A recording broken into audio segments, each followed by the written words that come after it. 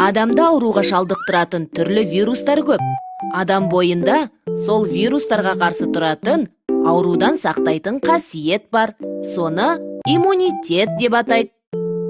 Адамның иммунитеті неғұрлым күшті болса, оның денсаулығы соғұрлым жақсы болады.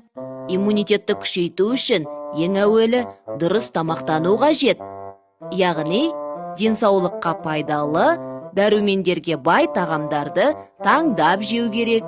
Сонымен қатар, денені шынықтыратын жаттығулар иммунитеттің қорғаныс қабілетін күшейтеді. Ауруларға қарсы алдын ала егілу де денсаулықты сақтауға септігін тигізеді. Сондай-ақ, тазалық сақтау өте маңызды екенін естен шығаруға болмайды. Қолды жиі-жиі жуып, лас жерден аулақ болып, айналаны таза ұстау керек.